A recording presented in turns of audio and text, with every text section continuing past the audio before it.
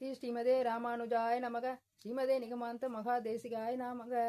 ஸ்ரீ பெருந்தேவி தாயார் சமேத ஸ்ரீ பத்ராசுவாமி தேவராசுவாமி திருவடிகளுக்கு நமஸ்காரம். ஸ்ரீ ஆண்டாள் திருவடிகளுக்கு நமஸ்காரம். ஸ்ரீ பாகவத உத்தமர்களுக்கு நமஸ்காரம். இன்று மார்கழி மாதத்தின் 5வது நாளான 5வது பாசுரத்தை சேவிப்போம்.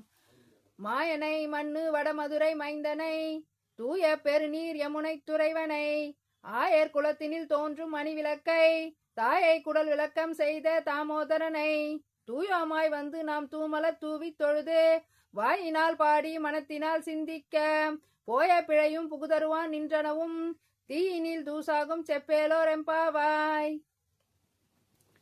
வடமதுரையில் பிறந்து யமுனை துறைவனாக வாழ்ந்த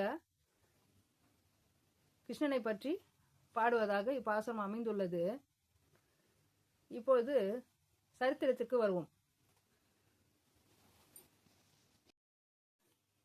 பூமி பிராட்டி எதற்காக அவதாரம் பண்ணினார் என்ற 4 காரணங்களில் முதல் 2 காரணம் சொல்லியாகிவிட்டது. 3வது காரணமாக இன்று பெரியாழ்வாரை பற்றி குறிப்பிட வேண்டும். பெரியாழ்வாருக்காக பிறந்தார் என்று ஆரம்பத்திலிருந்தே சொல்லிக் கொண்டிருக்கிறேன்.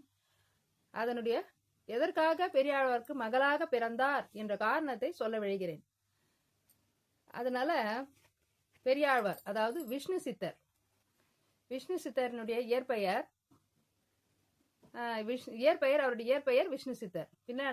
பின்னாடி பெருமாளால பெரியாழ்வார் என்ற பெயர் சூட்டப்பட்டார். அந்த பெரியாழ்வாருக்கு மகளாக பிறக்க ஆசை கொண்டு பூமியில் அவதாரம் செய்தார். எப்படி எதற்காக என்றால், பாண்டிய மண்டலத்தில் வல்லபதேவன் என்ற மன்னர் ஒருவர் இருந்தார். அவர் வேதத்திற்கு விளக்கங்கள்ல நிறைய சந்தேகங்கள் இருந்தது. அவருக்கு வேதத்துக்கு முழுமையான விளக்கம் அவருக்கு தெரியல. அதனால பல வேத விற்பனங்களை கூப்பிட்டு அவருடைய சந்தேகங்களை போக்கிக் கொள்ள நினைத்தார். யாருக்கு வேதத்திற்கான கரெக்டான அர்த்தங்களை சொல்றாங்களோ, அவர் சந்தேகங்களை தீர்க்கிறாங்களோ அவங்களுக்கு பொற்குழி பரிசளிக்கப்படும் அப்படின்னு என்ன பண்ணாராம், மேல ஒரு பொற்குழி மூட்டை அப்படியே கட்டி தொங்க விட்டாராம். யார் கரெக்டா வேதத்திற்கு சொல்றாங்களோ வியாகியானம், அவங்களுக்கு தானாவே அது அருந்து அவங்க மடியில விழுந்துரும். இதுதான் அவங்க கரெக்டா சொன்னதுக்கான ஆதாரமா கொள்ளப்பட்டது. அதனால என்ன பண்ணாரு, வல்லபதேவன் இந்த மாதிரி அறிவிச்சதை வச்சு பெரியாழ்வார் கனவுல பெருமாள் தோன்றி வேதத்துக்கான அர்த்தங்கள் எல்லாம் கூறி, நீ போய் அதனுடைய வல்லபதேவனுடைய சந்தேகத்தை விளக்கத்தையும் தீர்த்துட்டு வா அப்படின்னு சொல்லி அனுப்பி வைக்கிறார். அப்போ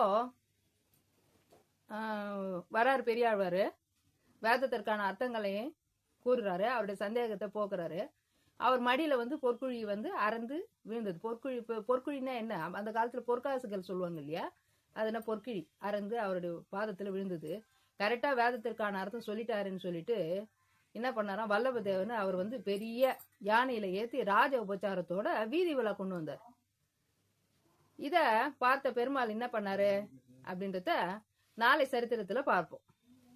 அடியேன் காஞ்சி லதா பார்த்தசாரதி.